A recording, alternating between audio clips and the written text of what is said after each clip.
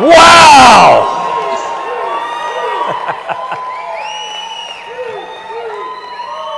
God bless the great state of Florida.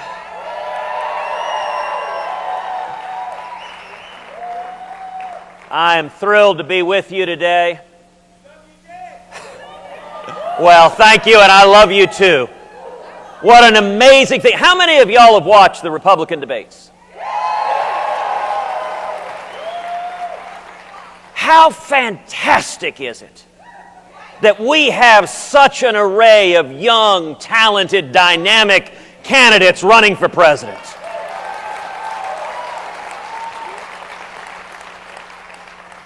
And what a contrast with the Democrats. You know, I think the first Democratic debate was Hillary and the Chipotle clerk.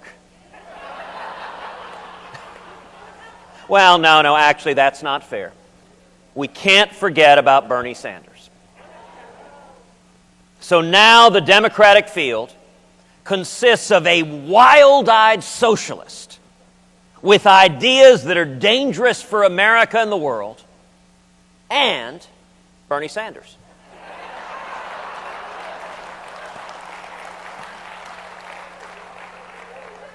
And I don't know if you heard, they announced new news. They changed the location for the next Democratic debate. They're going to have it at Leavenworth. Well, they wanted to make it easier for Hillary to attend.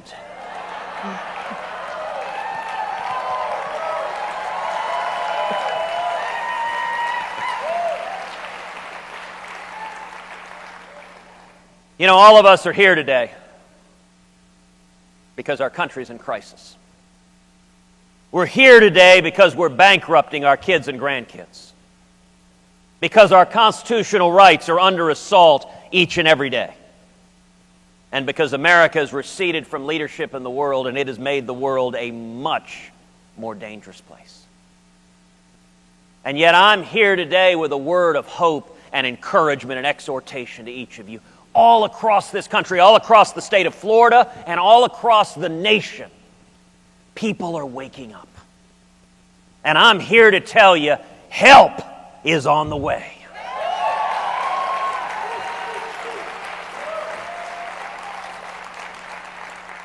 So I want to ask everyone here to look forward. Look forward to January 2017. If I'm elected president, let me tell you what I intend to do on the first day in office.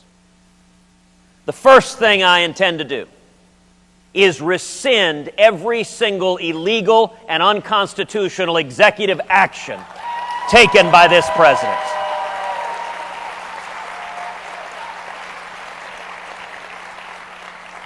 President Obama likes to say he's got a phone and he's got a pen. Well, you live by the pen, you die by the pen.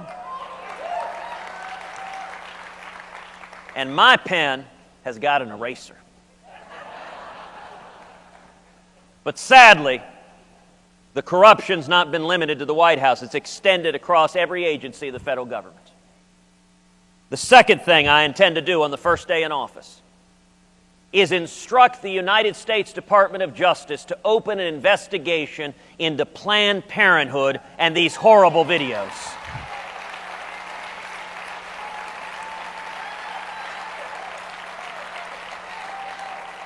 And to prosecute any and all criminal conduct by that organization.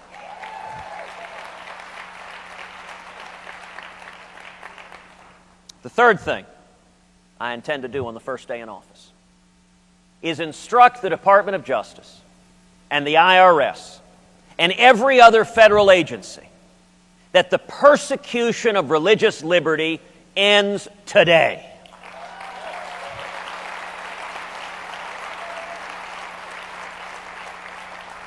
That means that every serviceman and woman has the right to seek out and worship God Almighty with all of our hearts, minds, and souls, and their superior officer has nothing to say about it.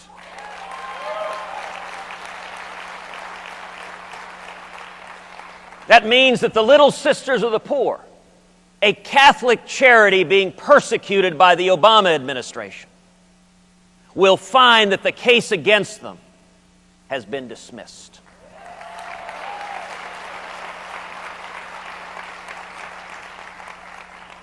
The fourth thing I intend to do on the first day in office is rip to shreds this catastrophic Iranian nuclear deal.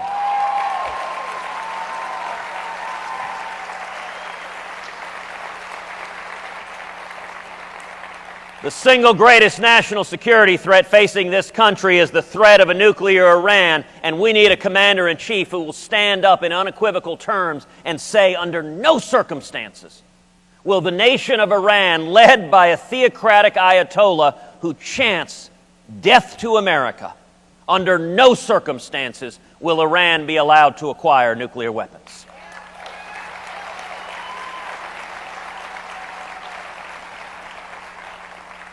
The fifth thing I intend to do on the first day in office is begin the process of moving the American embassy in Israel to Jerusalem, the once and eternal capital of Israel.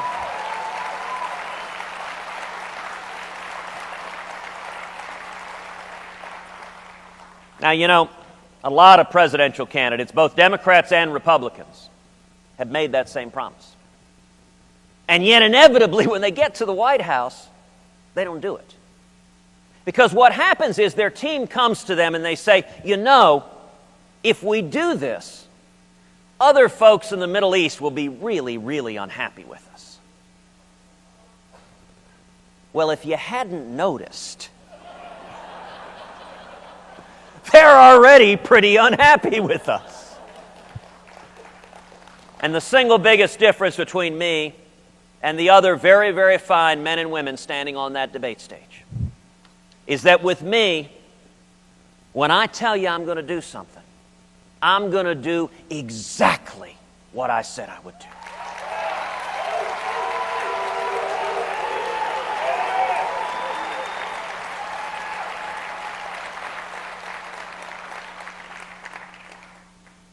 That's day one. There are 365 days in a year, 4 years in a presidential term, and 4 years in a second term.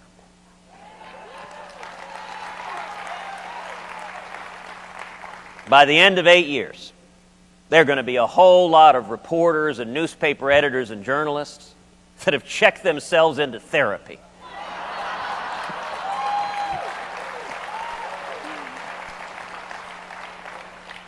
In the days that follow, I will go to Congress and we will repeal every word of Obamacare.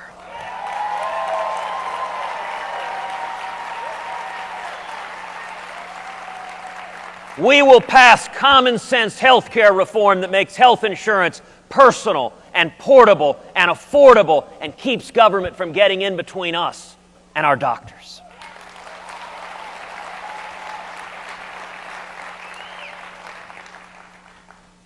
By the way, what are these?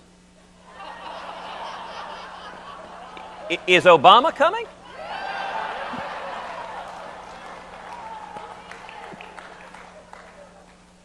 In the days that follow, I will instruct the U.S. Department of Education, which should be abolished,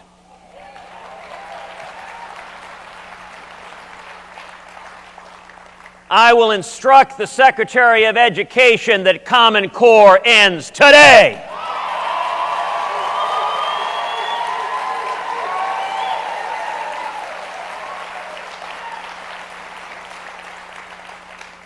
In the days that follow, we will rebuild our military and we will honor the commitments made to our soldiers and sailors and airmen and Marines.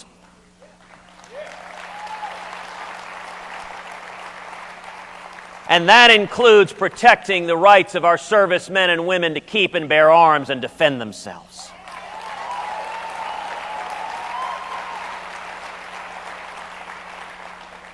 That means that the next time a jihadist walks into a recruiting center in Chattanooga, he's going to encounter the business end of firearms wielded by a dozen Marines.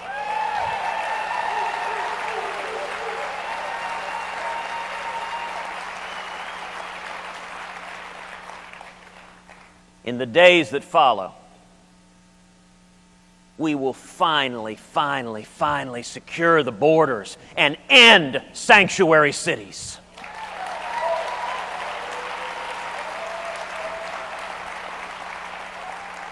We will stop releasing criminal illegal aliens, and we will pass Kate's Law.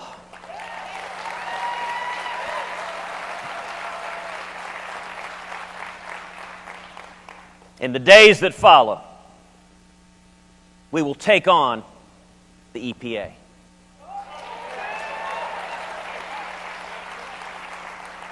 And the CFPB.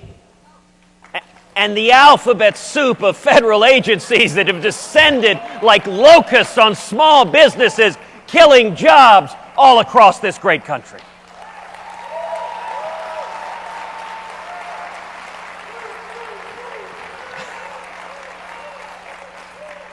You know, a few years back, I was out in West Texas.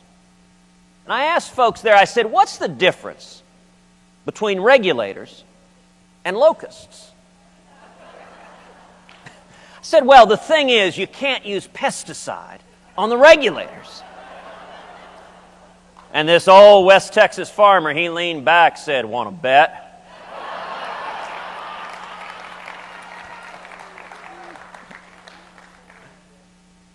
And in the days that follow, I will go to Congress and we will pass fundamental tax reform. We will pass a simple flat tax.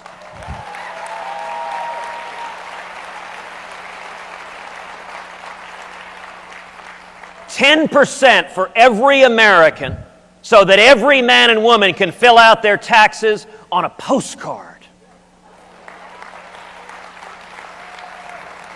And when we do that, we should abolish the IRS.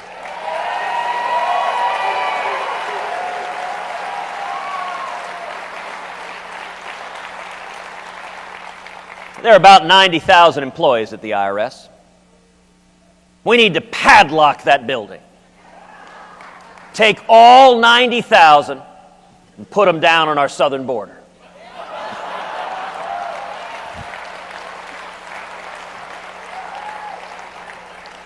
Now, to our friends in the media, I say that somewhat tongue-in-cheek. But, you know, if you think about it, sir, imagine you traveled thousands of miles in the blazing sun. You're swimming across the Rio Grande, and the first thing you see is 90,000 IRS agents. You'd turn around and go home, too.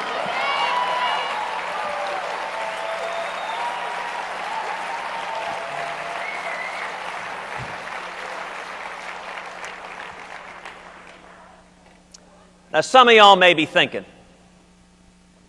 all of this makes sense to me. It's basic common sense. Live within your means. Don't bankrupt our kids and grandkids. Follow the Constitution. But can it be done? Can we do it? You know, Scripture tells us there's nothing new under the sun. I think where we are today is very, very much like the late 1970s. Same failed economic policies. Same misery, stagnation, and malaise. The same feckless and naive foreign policies. In fact, the exact same countries, Russia and Iran, openly laughing at and mocking the President of the United States. Now, why is it that that analogy gives me so much hope and optimism? Because we know how that story ended.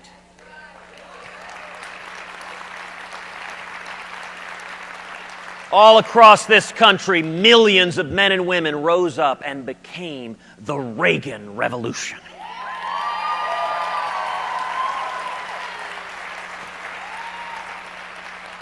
And it didn't come. Washington despised Ronald Reagan. By the way, if you see a candidate who Washington embraces, run and hide.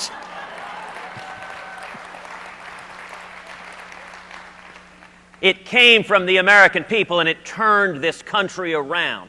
We went from stagnation to booming economic growth, to millions lifted out of poverty into prosperity and the American dream. We went from our hostages languishing in Iran to winning the Cold War and tearing the Berlin Wall to the ground.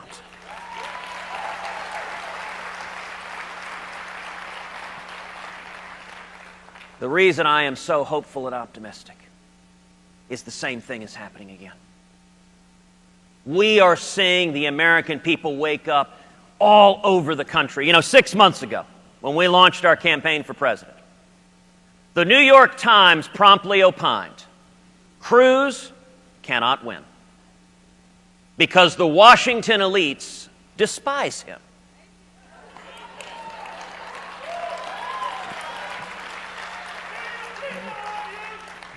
I kind of thought that was the whole point of the campaign.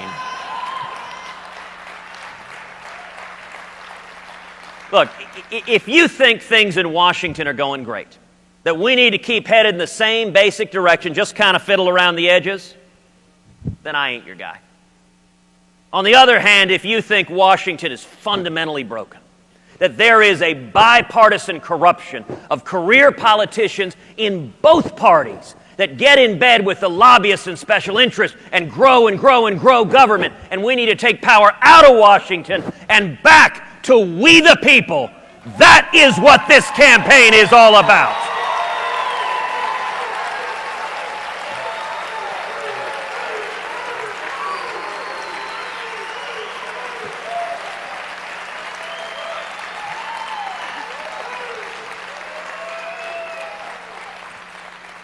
Well, you know, the Times continued. They said, okay, maybe the grassroots are going to be with Ted. But he ain't going to have any money. All the money is controlled by those Washington elites, and the lobbyists are all supporting other candidates in this race. Well, a funny thing happened on the way to the forum. A few weeks back, all the campaigns filed their latest fundraising reports. Out of 17 Republican candidates who started this race, do you know which campaign has the most cash on hand, the most money in the bank? We do.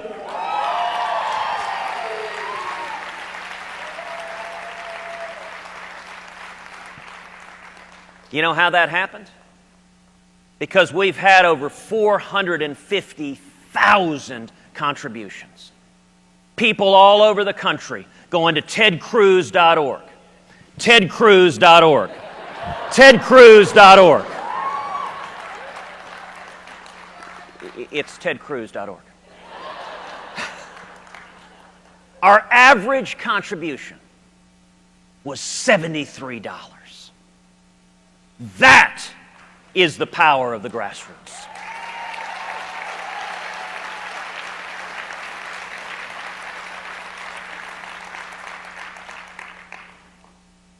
I want to close with two things. One, a statement about the role of Florida. You know, Florida and Texas share a lot in common. We are southern states.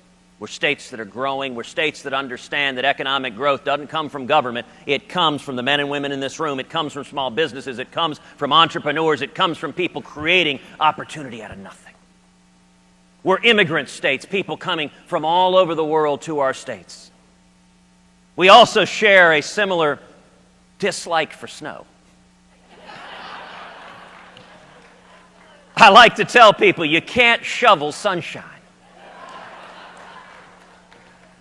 There is a reason people are fleeing high-tax, high-regulation states all over the country and coming to states like Florida and Texas, because jobs and opportunity and growth and the future is in states like Florida and Texas.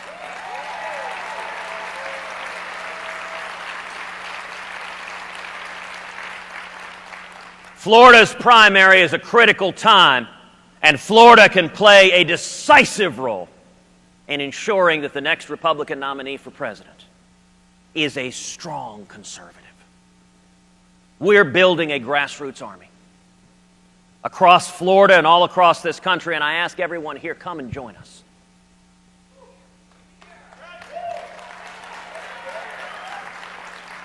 The last thing I want to say is this. For every one of us here, freedom is not some abstract concept we read about in a school book. Freedom is real and personal in our lives, in our families. You know, for me, I think about my dad, who 58 years ago fled Cuba. He came to America with nothing. He was 18 years old. He had $100 sewn into his underwear. He couldn't speak English. He washed dishes, making 50 cents an hour. And he worked full time. He paid his way through school. He went on with my mother to start a small business. Today, my father is a pastor. He travels the country preaching the gospel. Now, my whole life, my dad has been my hero. But you know what I find most incredible about his story? How commonplace it is. Every one of us here, we have a story just like that in our backgrounds. Some of us, it's us. Others, it's our parents. Others, it's our great-great-great-grandparents.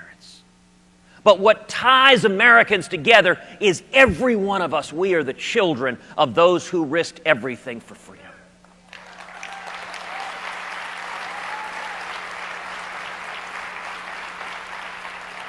That is the fundamental DNA of what it means to be an American, to value liberty and opportunity above all else, and it is why I'm so optimistic, because we are not going to give up our freedom to an ever-growing federal government.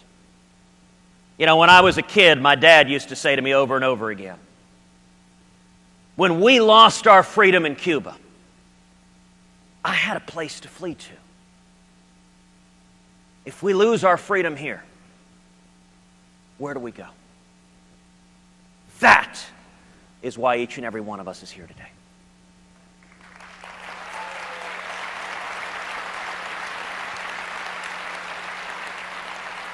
Because we are not content to go quietly into the night. We are not willing to give up on our children and grandchildren. And I tell you this, if we continue to come together, if we stand together to defend freedom, to defend the Constitution, if we, the people, rise up as one, we can bring back that last best hope for mankind, that shining city on a hill that is the United States of America.